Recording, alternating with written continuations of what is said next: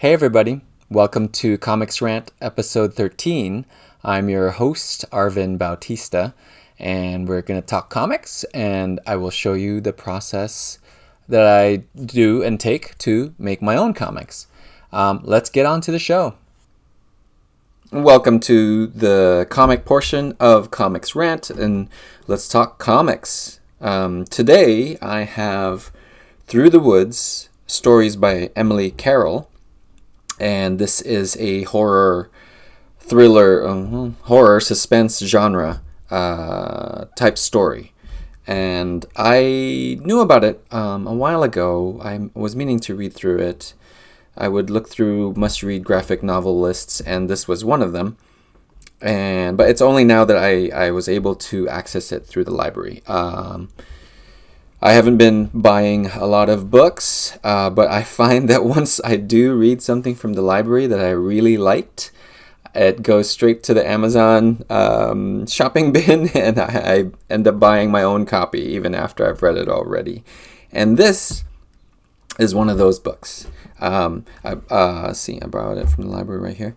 I have been personally trying to do my own horror genre story, and I think I mentioned it in the last episode, but I'm a big scaredy cat.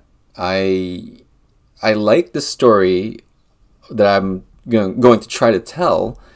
It's just I am not the horror guy. I have to watch like horror movies in daylight, and it's just recently that I've mustered up the strength to watch It and It 2 and Doctor Sleep, all that kind of stuff. Enjoyed it thoroughly. It's not the kind of thing that I don't feel like I can create, but I like it. And this story that I've been trying to work on is a story that I have wanted to tell for a long time. I just don't know how. So, Through the Woods, interestingly enough, is like almost the opposite approach and style that Junji Ito approaches with Uzumaki. And it's interesting that I reviewed that one last episode, and this episode, it's almost like I meant to do it. I did not, but works out for me. Her style is simplified, and I grew up reading DC Comics House of Mystery, House of Secrets, and the artists that drew there were very illustrative. They drew really well, and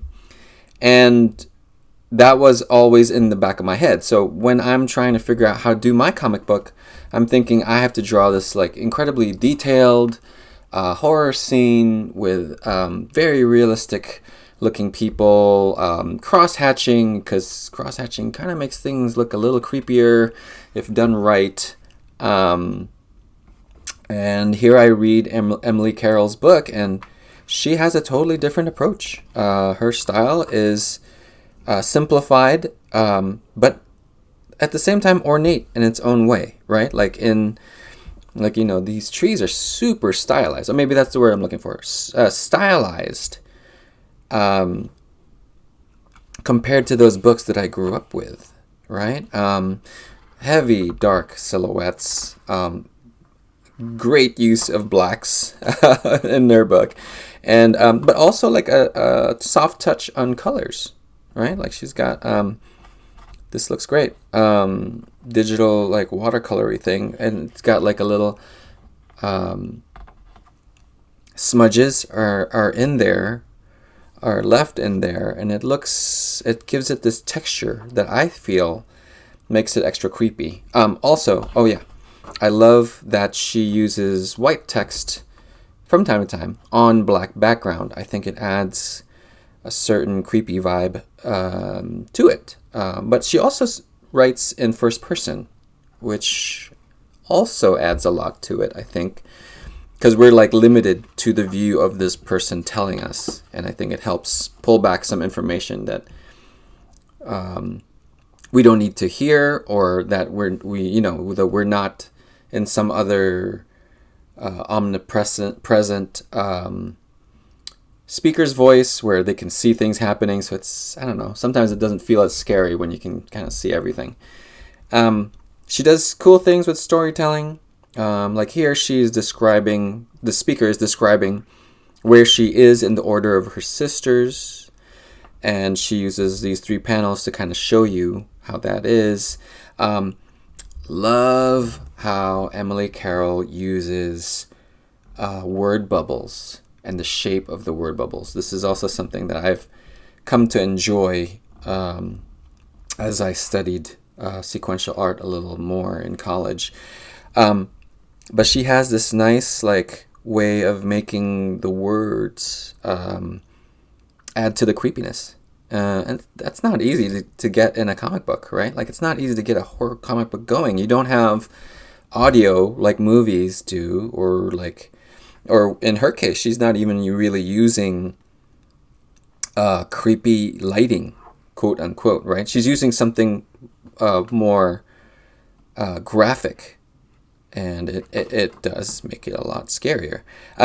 Anyway, I like that this is helping you. It's creepy, but it's also informing you it's cold, right? It's there's breath coming out. You can see it over here too, and I think it adds to it. It adds a lot to it. And the way they speak, the way these tails on these word bubbles are going into these people's mouths are also great. Simple color. And or muted color, simple color, striking color, especially with the color red, adds a lot to the creep factor. The textures here, and again the word bubbles. I will try not to spoil this story for you because I would like it if you read it. But here's a great page that I think I really like. It's just her traveling, and it's got really just black and white, brown on that house, or gray and brown and red, and it's enough to give you this great feeling of horror, really, scary aloneness of it all, cold, right? Even the way the text is broken up. I walk and shiver, and then you see these little hands eating a ball of snow. It gives you this great feeling, or at least when I read it, it really does. Her style in certain places reminds me of Aubrey Beardsley. And I don't actually know when Aubrey Beardsley was alive, but it's back in the day. And I always figure it's around Victorian era times. That's what I relate it to. And Emily Carroll's story takes place around that time, and I don't know what it is she's channeling, but it makes me feel that along with her illustrations, right? It sets me into that time period, and it's great. Love the blue, striking blue, and she does that thing where she's inversing the black line, and I think that helps give it this extra spooky, creepy feeling, like a ghost. Even though this person is not a ghost, I don't think I'm spoiling anything for you in this story. And this picture frame is not a ghost picture frame or anything like that. It just adds to it. And I personally would not know when to do that or when not to. Usually the way I think is that it needs to be. It's not my aesthetic, right? But I think she pulls it off so well. She makes this creepy feeling dinner moment with just snippets of what's going on. It's just a person eating. I'm even going to spoil it for you. This person is not a vampire, right? but because of this page, it makes you uneasy. There's mouth and teeth gnashing on raw red meat, and they're cutting this piece of steak, neck, right? Red sash, great. That night, this book just looks great. Again, use of great word balloons, and it's just this very flowy. I love that blue and orange. flowy text typography that leads your eye through the page, but also gives it like this very spirit, ghosty feeling. And I love how it she uses it to kind of put this weight onto this person that is hearing this song. It's depicted really great. There's like hands here, and even the shape of a person, like, as if and you kind of have to pull it out. It's not obvious. It's there, and it helps give you that feeling of it, of like this heavy feeling that there's someone else in the room. She'll have great pages like this, wordless, and just really good, really, let me not spoil that for you either. Really good use of storytelling and the medium and how panels flow into each other and when to break that rule and so on. So here she's doing black text. She's not doing a lot of white text on black. That helps add the creep vibe. Then she does. And these characters are like, they're kind of friendly, happy-looking characters, right? But she's telling a horror story, and it's awesome. The iconography that she can tap into because of her style. Teeth, mouths laughing, right? All that kind of stuff. This text in his mouth is great, right? There's all these things that she's using that I never thought of, because I was just so stuck in me having to depict my comic book as hyper realistic. I'm not gonna draw like her. I doubt it. But it does get some ideas going for me. I'm not gonna spoil the end of this short story for you because it's awesome. It's just awesome. You guys should go read it. She'll pick certain parts, and there's texture that she adds with the color and the brush strokes that helps give it that like kind of scary mood. Her book, like a great mood, and then she can flip it around and give you, similar texture but daytime, and then she flips it. It's also got a different mood, a nice daytime thing. Teeth, scary, always scary. Her text, it sounds like I'm repeating myself over and over. It's just she commands it so well. This ghost, this is the ghost. It's like a cool, like, old, those old photographs where, black and white photos where it's mysterious and it looks like a ghost. You took a picture of a ghost and there it is. You can't really, here, this one's great. And it's great. It's a great approach that I don't think I ever really considered, because I couldn't pull it off. I like how she makes the text red, and just that gives it the extra creep factor. Okay, let's switch over here. Oh, I think this is the last story. This is also a great short story. It's just all about texture, but she can pull it off with simplicity as well. See? So these characters are like, they don't have to be realistic looking for you to empathize or be scared. Oh, here, like, right? Teeth. What can I say? Teeth. Like, it doesn't have to be super real. But, I actually remember seeing like this possibly in the Swamp Thing books that I was telling you. And it plays off really good too. But it was all also expertly drawn. Like, super highly detailed, though, was the style. Rendered. And they both were able to do convey the same feeling, to me, at least, when I read about teeth. This one's a great page, too. Nothing, she's just focusing on things you need to see, and this kind of ghostly figure, just whatever's cropped and what you see and what she limits it to is perfect. Let me not spoil that. Ooh, more teeth. And she sums it up with a last short story, which I think is perfect. And, all these things come into play.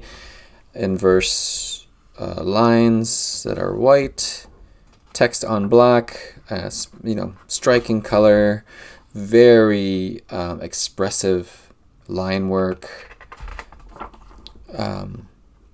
And it's good. Oh, here comes a page. This is great too. So all these things are coming in there. There's teeth, there's eyes, it's scary. Yeah, it's a wolf. But then she also plays with like these, this is the word bubble, and this is the arrow that's pointing to his mouth, but it's wrapped around his teeth, and it adds like this like certain focus and fixation on like the sharp teeth that I think totally adds to the story and to the fear that this character is experiencing. And that's how you end it. But that's that for It Came Through the Woods by Emily Carroll, and I hope this has helped you take a look at other ways to approach things. I mean, it sure did for me. It helped broaden my view on what I need to do for my own book and what styles will work for any genre, really. That it can be as extreme as like a simpler stylized look to like a detailed, ornate aesthetic that the old horror comics I used to read were. Anyway, I hope this has helped you guys and inspired you guys to draw some of your own books. I know it has me. And now it's time to draw some comics.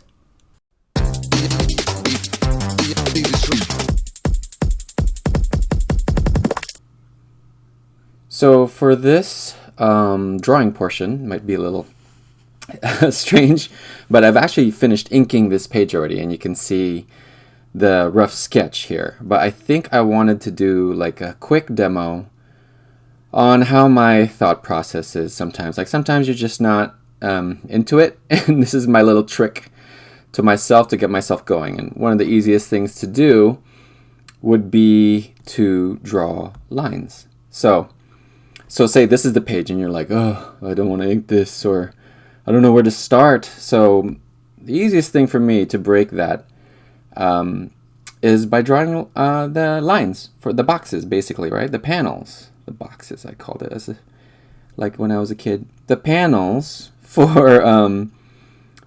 the sequence. And sometimes I'll just, Procreate has this cool feature where, if you hold down the line that you're making, it'll kind of straighten it out for you.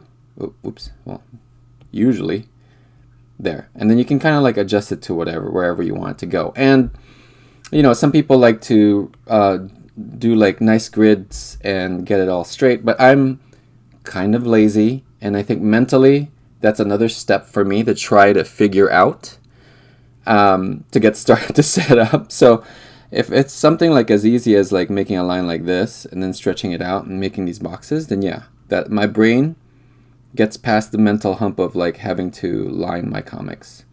And it doesn't have to be perfect. The style that I choose doesn't really depend on how straight my line panel borders are. So that's a good way to start. Sometimes if I'm super lazy and still don't know what to do, I'll just keep like doing panels. I'll just keep doing panels to get myself going, right? Yeah. Oh, if I can draw a straight line, even with being aided by Procreate here. All right, so let's pretend that's it. Okay, so now let's say, okay, these boxes aren't working for me, right? Like I'm still not ready to draw. And some people I know, like great artists, will do their like warm-up sketches, and they'll be like these awesome busts of like Wolverine and like Cyclops. I'm not like that. So the more that I can trick my brain into warming up on the page that I'm supposed to be working on, I think the more I get over the hump of actually working on this page. So first thing I do is make these panels. If that doesn't work, then I will look for things that are a little bit more easy to interpret, right? Like, so maybe the figures are fun and they're fun to do, but sometimes maybe your brain just isn't working and you need to warm it up. So I'll do like text, or even speed lines, right? So let's say this guy. So you could do like these speed lines going on here, and I'll just kind of like go in there, and the faster that my hand does it, the better. Oh, here's the thing that's happening with digital stuff. So the tip of my line is usually the sharpest that I can get it, because I guess that's when my hand lifts up. So the thicker or sharpest, the thinner point on it, right? And you can see I'm kind of like fudging around here to try to get it straight. So this is where I think I start getting rid. See what I just did there? I just kind of went in there and tried to make it all sharp. This is where my brain starts, or my hand starts warming up, when I'm like trying to clean up detail. But it's not so tight that I'm gonna choke the detail out of this drawing, right? I don't want that, especially not for this book, because everything is so clean that I kind of want to retain some form of energy. And my roughs are kind of crazy. So anyway, so that's one way to do it, right? It's all just line work. It's speed lines. It's my brain doesn't have to work so hard. And the other thing is font, right? I'll do font. So again, with Procreate's kind of like cool little make everything. Oops, sometimes it cannot do that. Make everything slick and smooth. Like here's one. Circles, it can usually do really well. See, look at how straight that is.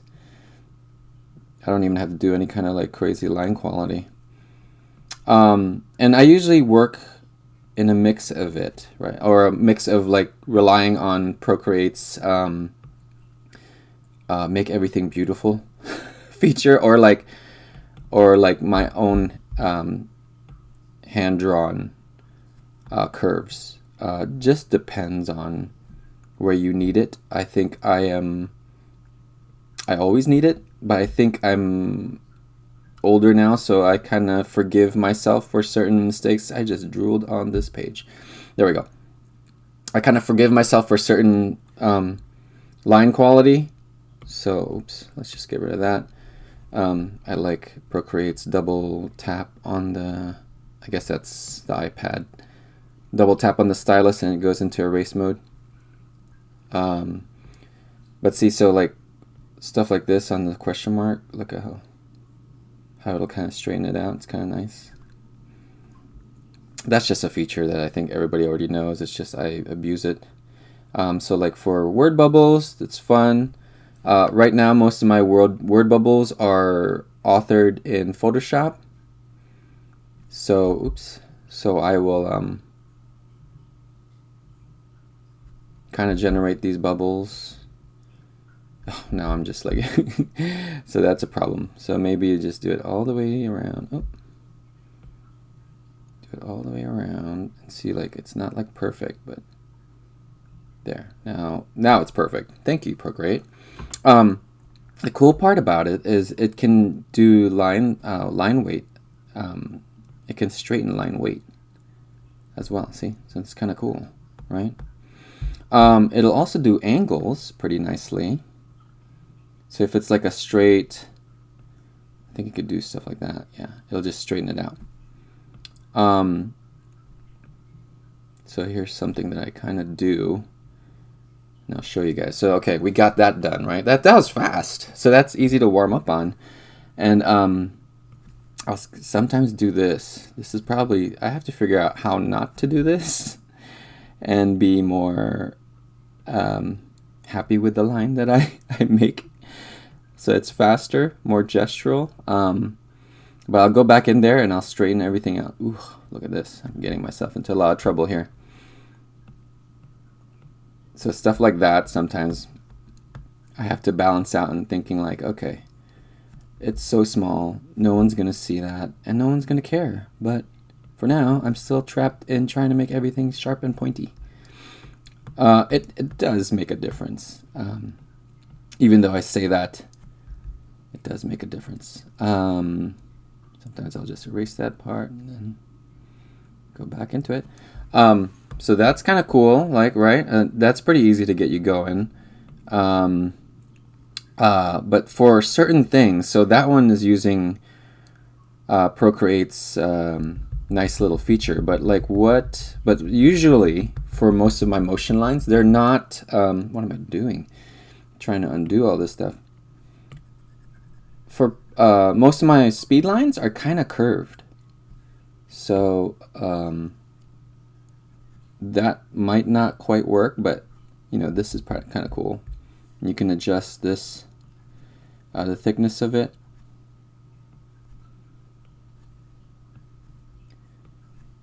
So it has a little bit more character, and then of course I'm going to go back in there and clean it up. With Procreate's tools, and I think Clip Studio has a lot of these things in there too, and from what I read there, it's pretty cool and good. It's just I already have Procreate. It was cheap.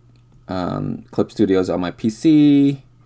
This is on my iPad. I'm lazy. I don't want to go over to the Cintiq and draw anymore. I just want it to be on my lap. So there's the other way, right? Like you could do it like that.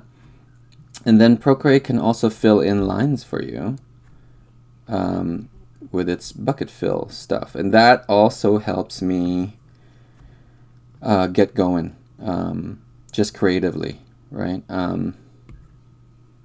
Fill in your darks really quickly. All the spot in your blacks super quick. You can get all fancy. And this is all just lettering, right? I haven't even gotten around to inking the figures. But usually my brain, once it sees like, hey, I've got either panels blocked in, right? I got all this stuff blocked in. Mentally, it's a mental trick, again, for me to be a little bit more confident and just keep going. So we're going to switch over to the time-lapse, but I did want to take a quick clip of this for you guys to see how I work and what the process was. Oh, I'm already starting to correct myself. And I just realized that I'm starting to do this thing that I noticed this one artist, this art director, when I was applying for a cleanup job at this place called Wild Brain Studios back when I was younger. I think his name was Phil Robertson. And he was a really nice guy, and I didn't really know what I was doing, but I was applying to do cleanup, and this is like usually the entry level for artists in animation, and it was this commercial animation place, and I had no idea how to clean anything up. So he actually showed me like, okay, this is what we want to do, and it was cool because he was showing me like, okay, these are the kind of line weights, right? This is, and he'll be like, so for this ad, it's like an anemic line, or like, anemic line is just like one line weight, which I can't do because now I'm all about line weight. But it's a uniform line that can be the outline of the look. It's the look of the animation. So if that's the art style, then that's what you have to do, an anemic line. But he was teaching me line weight, but with animation. So it was interesting because as he's teaching me, and this is what I was just doing, as he's teaching me how to do these lines, he actually got lost in doing them because it is kind of fun. And that was cool to watch him as he went off into like his zone. And I understand now as I'm trying to talk to you and clean up these lines. Anyway, so he was starting to do stuff like this. And, it kind of opened my mind a little bit to to understand like, oh, okay, this is actually how long it takes to do cleanup. Because I had no expectations. I had no idea, right? The school I went to, Rhode Island School of Design, taught animation in a different way. It was more on the creativity of it. And it's awesome because I think that has served to propel me farther into my creativity. But they didn't teach you the production part of animation, which was like cleanup, because that's like traditional cleanup. And at RISD they would teach you more to explore styles and be abstract. And I think in the long run, that's awesome, because it's teaching students to be art directors, to have better judgment and not just like cleanup people. Nothing wrong with that. It's just I feel like in my career it has served me. I've taken a lot more of those lessons to heart, and they become more important. But it is hard initially when you get into animation, because, like me, I had no idea what I was doing. I didn't know what cleanup was. But yes, so that's how I cheat my brain. That's my brain hack into how I get started onto a page. And then once like this is starting to go, right? Like once I'm a little bit more comfortable doing this, I will go in and start maybe drawing some of these characters. Now, fortunately, the way I designed these guys is they're pretty angular. Well, this guy, so he kind of works like these speed lines, the way I clean it up. I wish I'm doing this as a demo, so I'm just kind of rushing through some of the stuff, but the way that I actually designed these guys was to be for speed, so I could draw them, because I'm slow.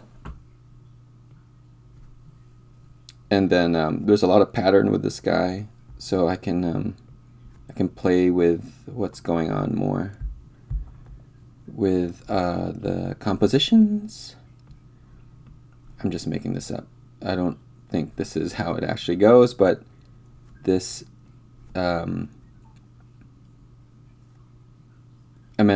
this is not how the finished drawing looks, but this is actually how I work. Right? It's kind of all made up until it's done. And that preserves, I think, the fun of it for me. So, and this is the fun part. Yes, that panel's done. I'm just kidding. It's actually, he's got stripes in there and everything. But that's how I would usually do a lot of these. And then when I lay down, this guy has a ski mask, and it's a striped ski mask. And the stripes were there as a graphic look to kind of break up the monotony of just like a black ski mask, right? It's not as cool. So say it's like this. Now I know in general this drawing or this panel is mostly this black shape of his back. So the background of this panel is white. So usually I like to put, so say this is stripes, right? I haven't really, you kind of see where I designated where the black stripe would be and where the white stripes would be. But because in this case the background is white, someone is talking to me.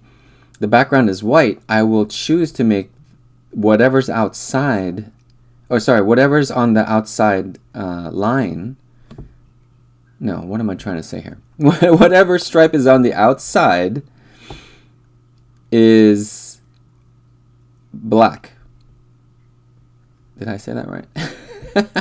All right, so here we go. So that way this white is in high contrast. Oh, this white is in high contrast with this dark, right? I mean, the other way that could be approached is that we just make a big fat outline here. But that would be essentially doing what I'm thinking, right? If I just filled in this stripe as black, okay, so it's high contrast there. But, if I just filled in that stripe as black and just made the pattern the other way,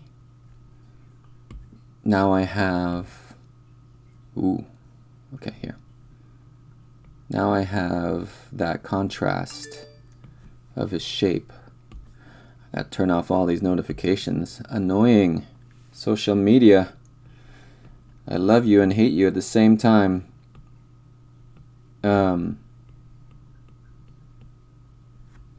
So there you go. I think the stripes that I use for this guy are a lot thinner. So I'll kind of just go in there and darken it up. So I think his inside there is black. So now, like, you know, there's this white stripe here, but to increase the contrast with his mouth and the shape of his face, and I don't like that curve. Oops. Hey? Oh, there we go. I'll just kind of correct it. There. See? And then do that.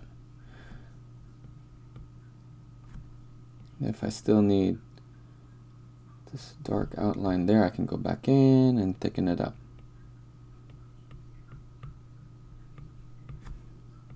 And I think that's it. So, just want to let you guys see how I work with this kind of stuff before we switch to the time lapse. I don't know if that's helping anybody, but I always like it when there's a hand, woo, in the video to kind of, so I can kind of see like what the hand is doing or what weird things it's doing, and if that would help me or not, rather than just a screenshot or the time lapse.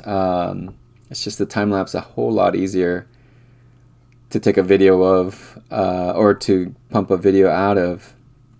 But hopefully that kind of helps you guys get started on your own pages and your own drawings and your own comic books.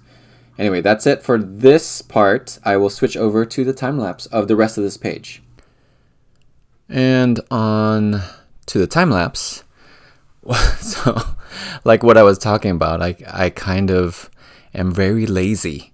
So I actually took a previous page that was already paneled and had all the finished line work for those panels, and worked off of that because I knew the way that I split up the page into these panels wasn't anything super fancy.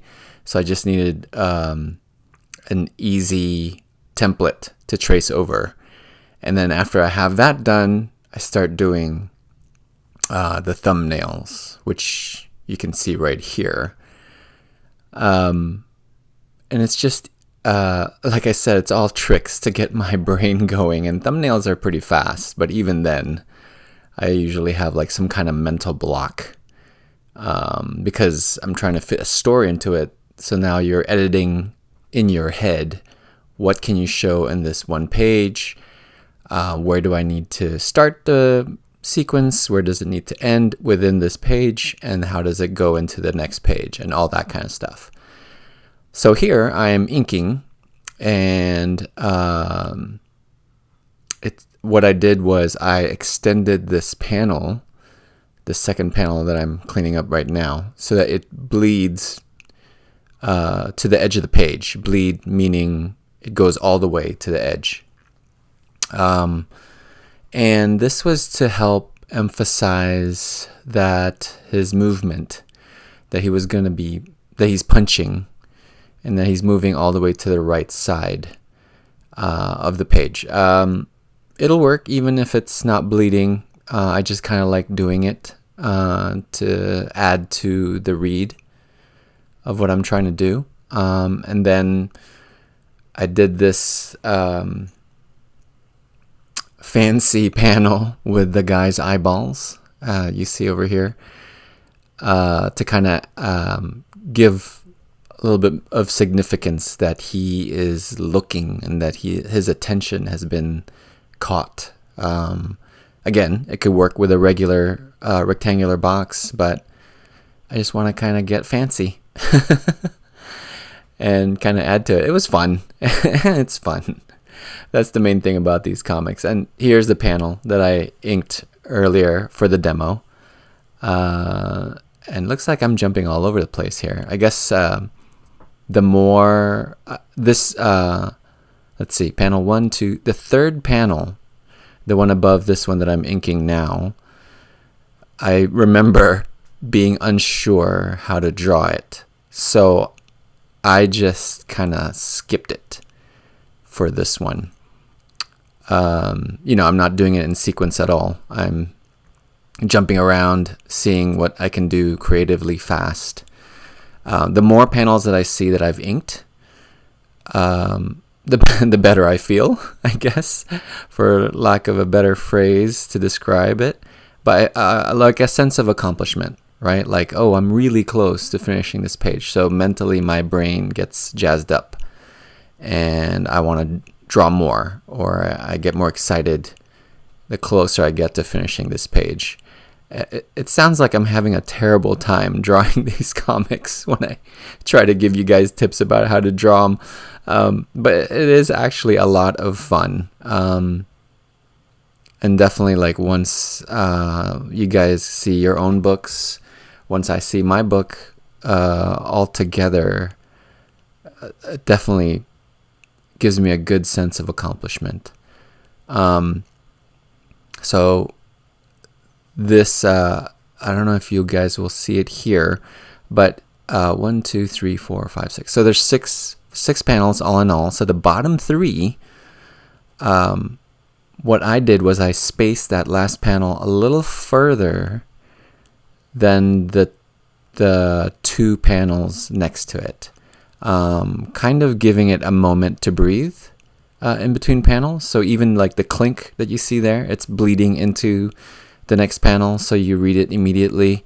And then the gutter is wider with that last panel moment, to kind of give it a little pace, like to slow down time a little bit. But really, it depends on the viewer, It depends on the reader when they're reading this comic. And you might see that gutter, you might not. You might speed up time. But I'm hoping, because I'm using these devices, that will help with the pace that I want to set.